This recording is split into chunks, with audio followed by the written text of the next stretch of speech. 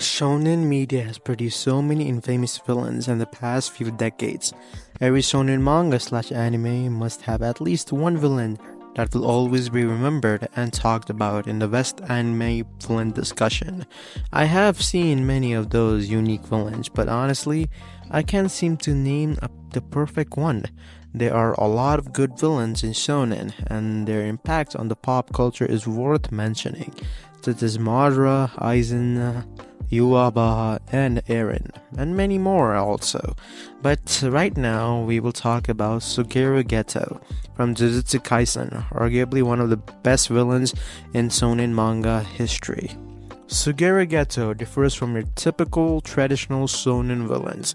He's strong and powerful, but not necessarily the most powerful character in the story. He's smart, but not the smartest. So why does everyone like him? Aside from his looks and gorgeous hair, the way Gege Akutami described him was perfect. The process of Suguru Geto turning into a genocidal maniac was delivered impeccably in manga and was adapted perfectly into the anime.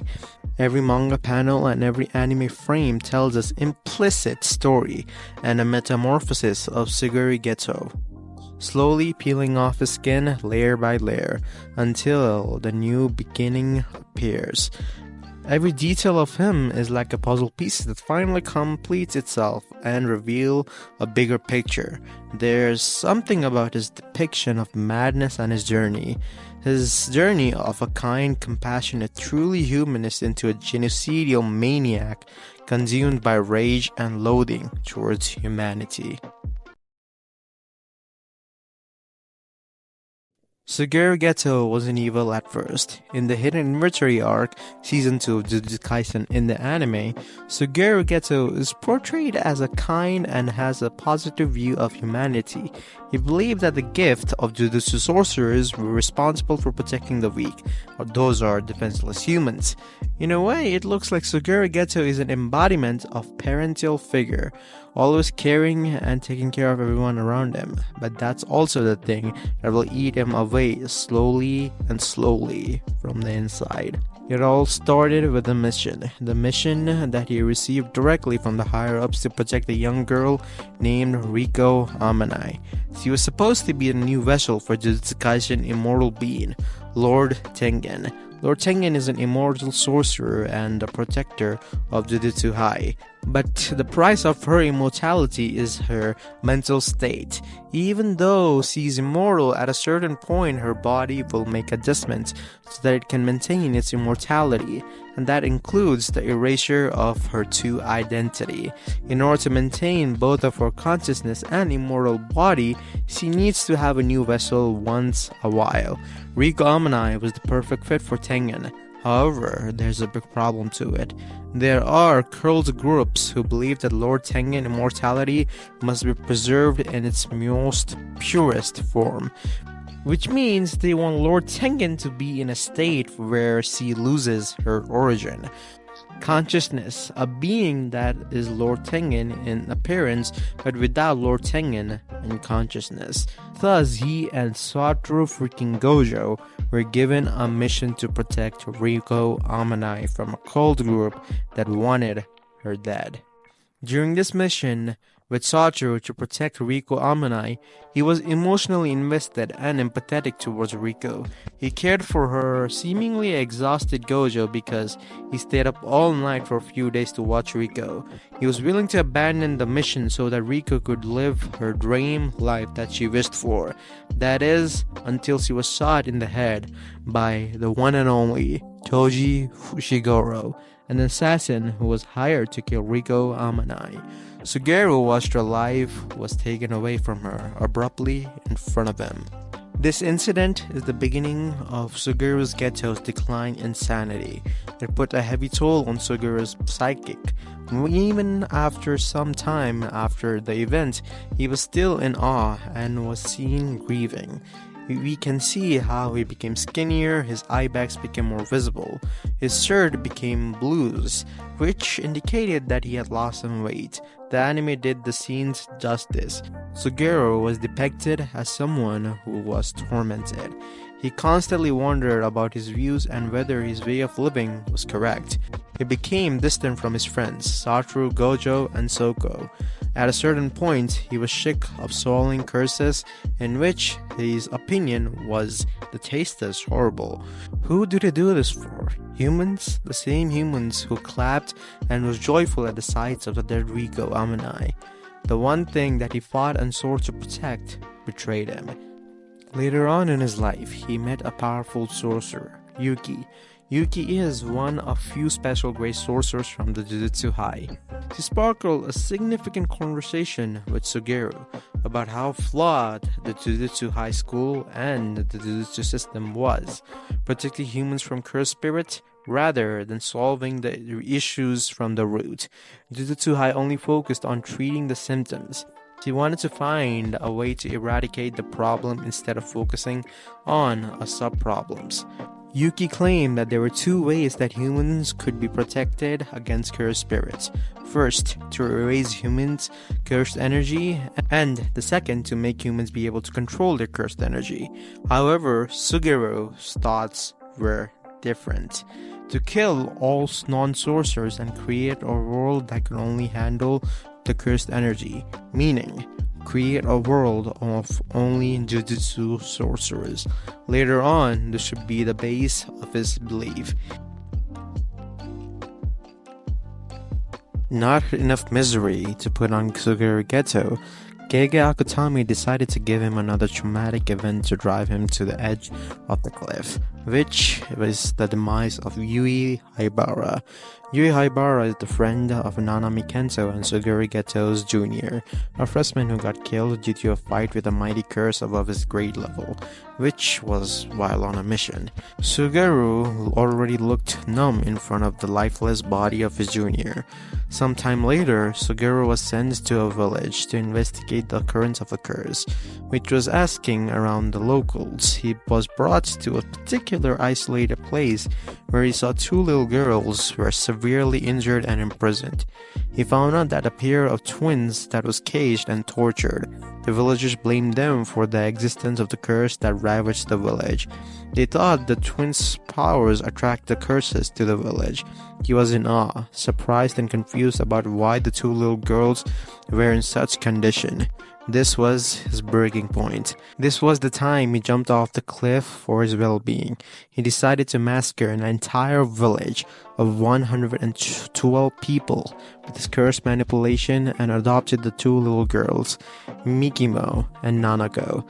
This was the moment of clarity for Suguru Geto when he saw the two little girls. It almost felt like he already knew what to do.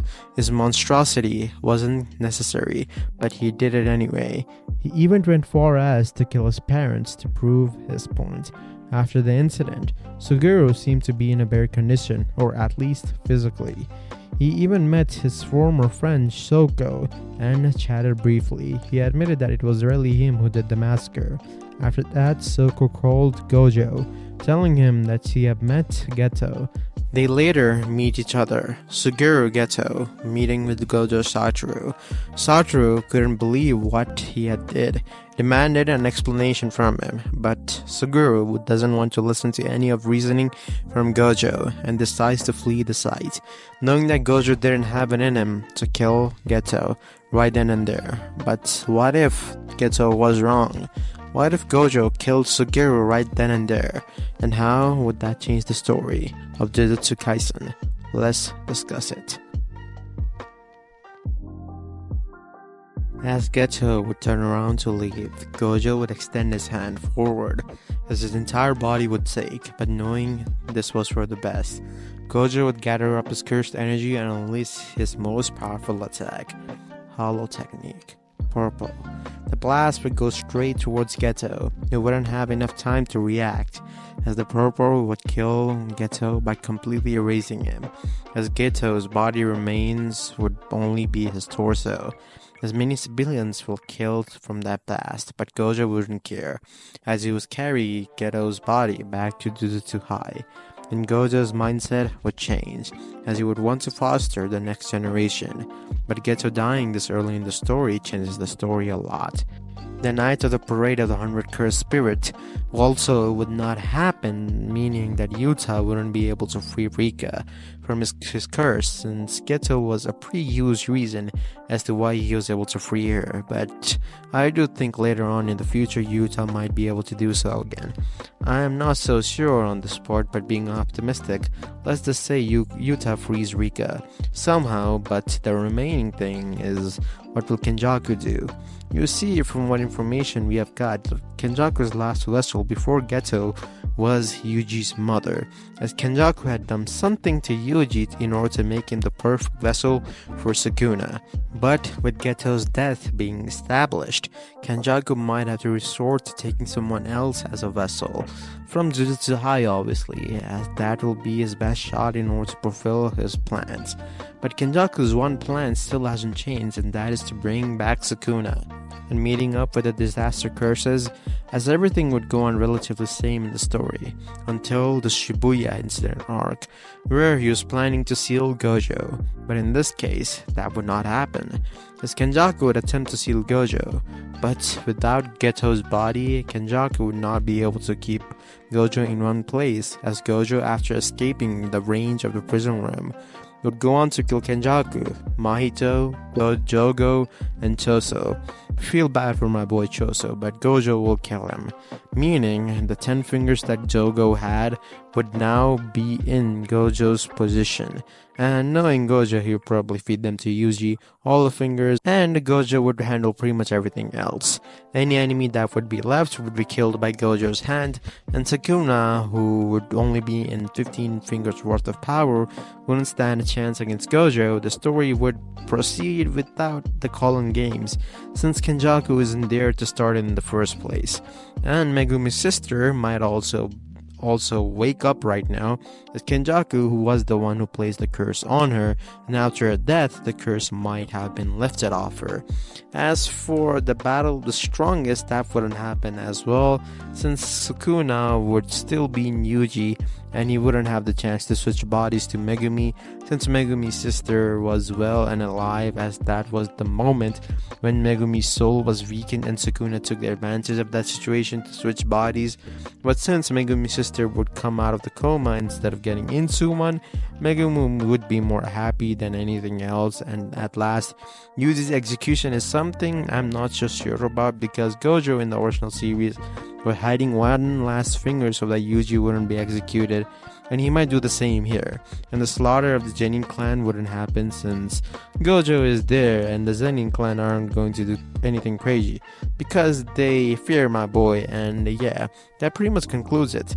Gojo killing Geto the day that he met him after the incident would have solved the most of the problem in Jujutsu Kaisen, including his own goddamn death. But Gege hates Gojo and loves Sukuna obviously. He wouldn't do something like that. But what do you guys think? Comment down below as to what would happen if Gojo killed Geto. And while you're down there, like and subscribe to the channel and suggest any other JJK what if ideas and theories that you have. And I'll see you guys in the next video. Peace out.